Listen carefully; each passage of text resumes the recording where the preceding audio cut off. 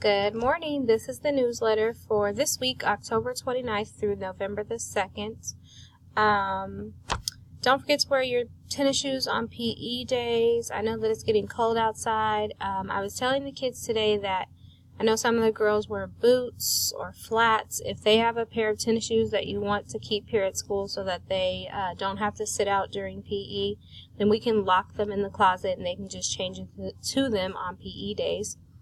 In math this week, we are going to review Module 2. So today we reviewed rounding to the nearest 10. We'll do rounding to the nearest 100, and we'll practice addition and subtraction with regrouping. We will review for the unit test on Thursday and then take our Module 2 assessment on Friday.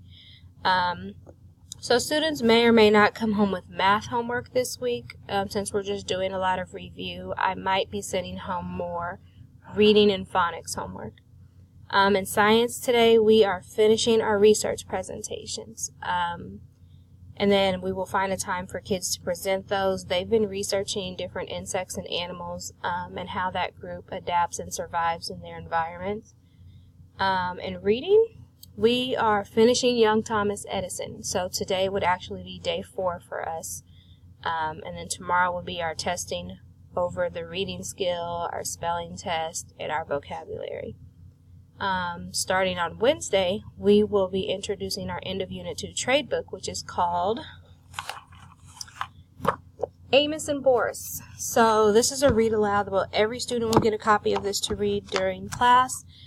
This read aloud is actually an introduction into a group project that will go from now until 2 weeks.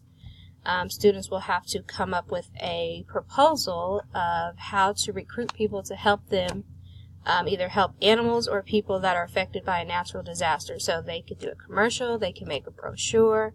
I'm hoping to have a lot of fun with this. And then in writing, we are going to work on how to write an opinion paragraph. Reminders, make sure you're checking your students' agenda and homework folder each night. As a matter of fact, you have a lot of things in their homework folder. So you should have a paper that looks like this. It's about coming to school in your Halloween costume. So in the past, you've only been able to bring your Halloween costume to school, and then we change into it. This year, if you want to wear your costume all day, just send your child to school with $2.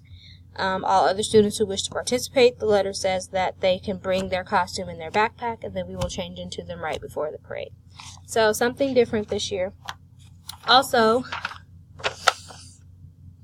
picture packets are coming home today. Picture day will be on Friday, November the 2nd. That is also going to be a dress down day. From what I understand, it is still $1 to dress down, but they do not have to wear their uniform for their fall pictures. On the 31st is our fall party and parade. I believe it starts at 2:30. According to the newsletter Ms. Wright sent out to us, it says 2:30 to 4. On Tuesday, tomorrow, there's the No Tardy Party at 3:15. I think that's all the information that I have for this week.